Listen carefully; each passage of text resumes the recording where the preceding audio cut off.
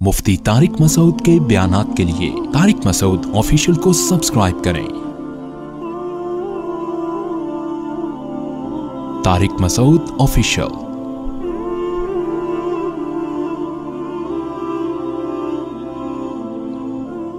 बिस्मिल्लाहिर्रहमानिर्रहीम नहमदुहु व नुसल्ली अला रसूलिल करीम। इंडिया में जो कोरोना की ख़तरनाक सूरत हाल है वो सारी दुनिया अपनी आंखों से देख रही है। वहाँ से वीडियोस आ रही हैं, लोगों के मैसेजेस आ रहे हैं, हमारे अपने रिलेटिव्स के मैसेजेस आ रहे हैं व्हाट्सएप पे कि बहुत ज़्यादा तबाही फैली हुई है। और जो वीडियोस हम देख रहे हैं, सड़कों पे लोग मर रहे हैं, वेंटिलेटर का इंतज़ाम नहीं है, ऑक्सीजन का इंतज़ाम नहीं है, बहुत ज़्यादा हालात ख़राब हैं।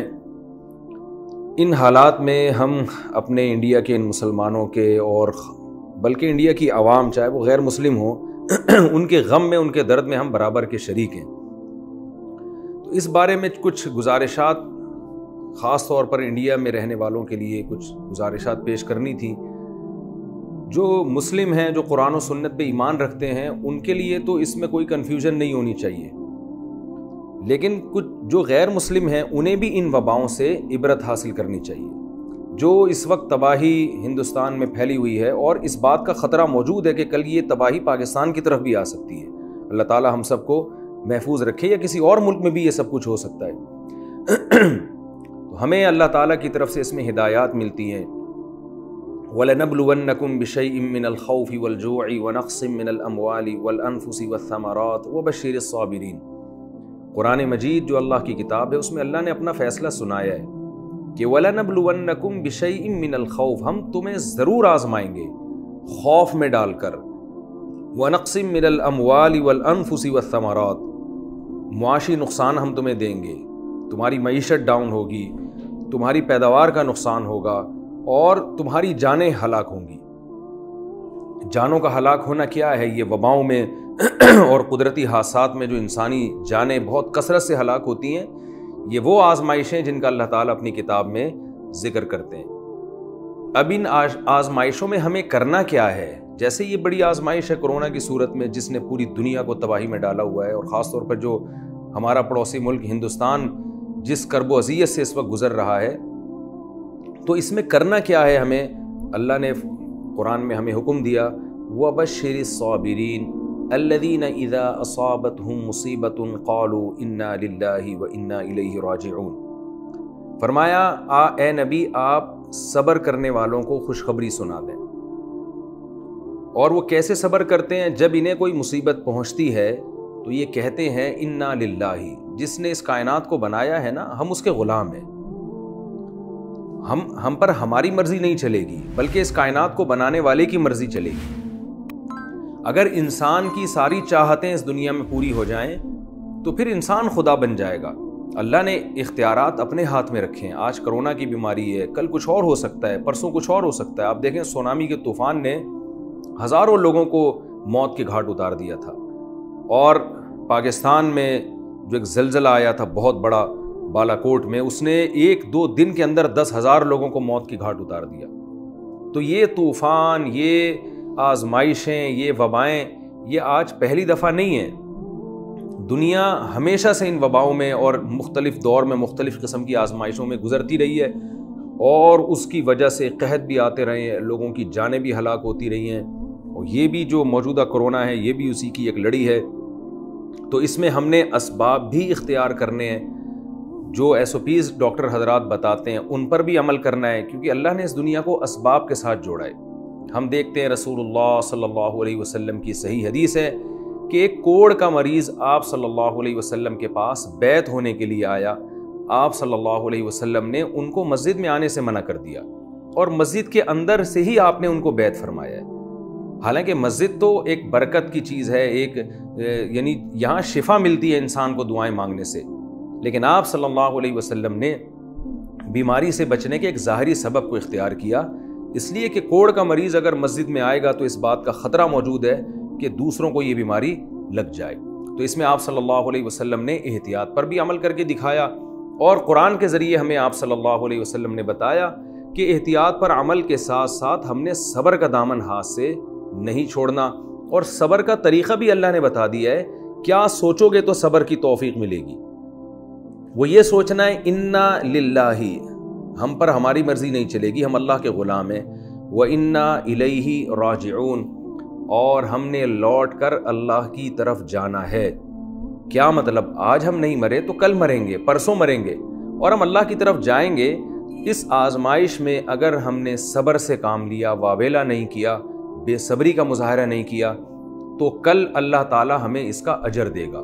اور آج اگر ہم نے صبر کا دامن چھوڑ دیا، بوکھلاہٹ کا شکار ہو گئے، تو کیا ہوگا کہ جو مصیبت ہے وہ تو نہیں ٹلے گی، لیکن ہم ایک بہت بڑے اجر سے قیامت کے دن محروم ہو جائیں گے۔ رسول اللہ صلی اللہ علیہ وسلم نے ایک خاتون کو دیکھا کہ وہ قبر پہ کھڑی ہوئی رو رہی ہے اپنے بچے کو یاد کر کے۔ چھوٹا بچے کا انتقال ہو گیا تھا، بہت زیادہ رو رہی تھی، بہت زیادہ چیخ و پکار مچائی ہوئی تھی۔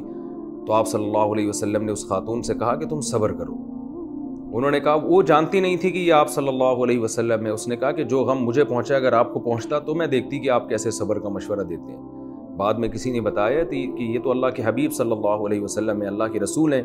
وہ خاتون نبی کے پاس گئی اور عرض کیا کہ یا رسول اللہ میں صبر کرتی ہوں، تو آپ نے فرمایا انما الصبر عند الصدمة الاولى، صبر اس وقت ہوتا ہے جب مصیبت پہنچی ہو۔ تو جب آزمائش آئی ہے، جب مصیبتیں آ رہی ہیں، اس وقت آپ نے صبر کرنا ہے۔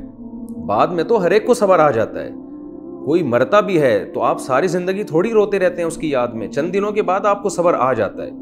تو ایک حد ہونی چاہیے، ایک لمٹ ہونی چاہیے، تو ہم نے اس میں صبر کا دامن ہاتھ سے نہیں چھوڑنا۔ دوسرا، جو بھی اس موقع پر بیماری کے اندر مبتلا ہوتا ہے، ہم نے اس سے تعلق ختم نہیں کرنا ہے۔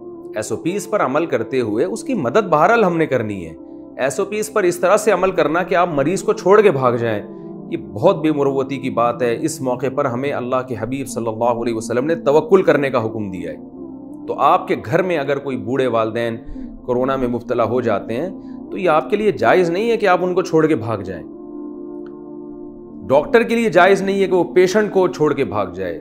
ڈاکٹروں کو بہرحال ہم سب کو سلام کرنا چاہیے کہ وہ اپنی جان پر کھیل کر کس طرح سے مریضوں کی مدد کر رہے ہیں، لیکن بعض ایسی بھی ڈاکٹروں کی رپورٹ آتی ہے جو بھاگ رہے ہیں اور جو ہے وہ اپنی جان بچانے کی فکر میں لگے ہوئے ہیں، اگرچہ ان کا ریشو کم ہے، زیادہ تر ڈاکٹر تو الحمدللہ انسانیت کی خدمت کر رہے ہیں۔ تو ایسے موقع پہ اللہ پہ اعتماد اور اللہ پہ توکل کا تقاضا یہ ہے کہ آپ اپنے گھر کے مریض کو چھوڑ کر فرار نہ ہوں، کیونکہ موت اور زندگی بہرحال اللہ کے ہاتھ میں ہے۔ اللہ نے ہمیں زندہ رہنے کے اسباب اختیار کرنے کا حکم تو دیا ہے، لیکن ایسا سبب اختیار کرنا جو شریعت کے خلاف ہو وہ جائز نہیں ہے۔ آپ خود کسی کرونا کے پیشنٹ کے بلا وجہ قریب نہ جائیں، لیکن آپ کے گھر میں اگر آپ کے کوئی بوڑھا بیمار ہو جاتا ہے تو اسے اس بیماری کی حالت میں چھوڑ کے جانا، یہ اللہ اس کے رسول صلی اللہ علیہ وسلم کی نافرمانی ہے، یہ کسی طور پہ بھی آپ کے لیے جائز نہیں ہے۔ اسی طرح گورنمنٹ نے اگر ڈاکٹروں کے ذمہ لگایا ہے کہ وہ پیشنٹ کی حفاظت کریں، اس کی کیئر کریں، وہ اسپتال چھوڑ کے نہ بھاگیں، تو ایسے موقع پہ ڈاکٹر کا فرار ہونا یہ بھی شرعی طور پر ناجائز اور غلط بات ہے۔ تو ہم اس درد میں، اس دکھ میں اپنے ہندوستان کے مسلمانوں اور جو دوسرے جو غیر مسلم بھی رہتے ہیں وہ بھی انسانیت کے ناطے ہمارے بھائی ہیں، اس غم میں ہم ان کے ساتھ برابر کے شریک ہیں، اور اللہ تعالیٰ سے ہم دلی دعائیں کرتے ہیں کہ اللہ اس مصیبت سے ہندوستان کے لوگوں کو جلد سے جلد نجات عطا فرما، اور جس کرب و اذیت میں وہ مبتلا ہیں اے اللہ اس بیماری سے، اس مصیبت سے ان کو نکال دے، اور جب تک یہ بیماری مقدر ہے صبر کی ہم سب کو توفیق عطا فرما۔ اور اس میں غیر مسلموں کے لیے ایک سبق ہے کہ یہ دنیا خواہشات کے پوری ہونے کی جگہ نہیں ہے، اب بھی موقع ہے اللہ کی طرف آنے کا، شرک سے توبہ کرنے کا۔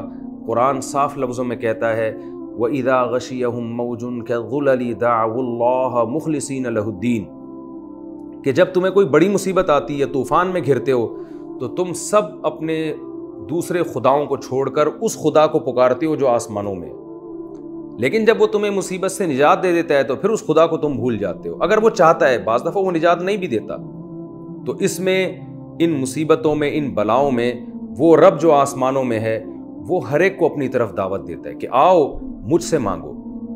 ایسے موقع پہ سب کو اسی اللہ کا تصور آتا ہے دماغ میں۔ ایک ویڈیو بھی ہندوستان سے وائرل ہوئی ہے کہ ایک ہندو فوجی وہ لوگ مسلمانوں سے اپیل کر رہا ہے کہ آپ لوگ دعائیں مانگیں۔ میری دادی مجھے بتایا کرتی تھیں، سہارنپور سے ان کا تعلق تھا، کہ جب بارشیں بند ہو جایا کرتی تھیں تو ہندو بھی آ کے ہم سے ریکویسٹ کرتے تھے کہ آپ لوگ نماز استسقاء پڑھیں. یہاں ایک بوڑھے رہا کرتے تھے ہندوستان کے تھے, انہوں نے یہ بات مجھے بتائی کہ ہندو ہم سے کہا کرتے تھے کہ آپ جائیں اور نماز استسقاء پڑھیں اور اللہ سے دعائیں مانگیں.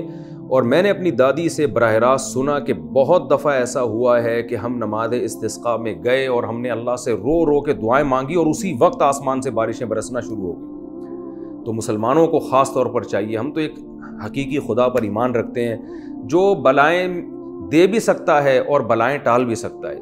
تو بہت شدید ضرورت ہے اس بات کی کہ رمضان کی ان مقدس راتوں میں پوری دنیا کے لیے عام طور پر اور خصوصاً ہندوستان کے لیے جو ہمارا پڑوسی ملک ہے اس کے لیے ہم راتوں کو اٹھ کے گڑ گڑائیں, دعائیں مانگیں. اور اس میں صرف مسلمانوں کو شامل نہ کریں بلکہ اللہ سے یہ دعا مانگے کہ اللہ انسانیت جس کرب و اذیت میں مبتلا ہے تو اس مصیبت سے ہم سب کو نکال دے. اللہ تعالیٰ سے دعا ہے کہ جو کچھ کہا سنا اللہ تعالیٰ اس میں کمی کوتاہی کو معاف فرمائے, اور جو صحیح باتیں ہوئی ہیں اللہ ہم سب کو اس پر عمل کرنے کی توفیق عطا فرمائے.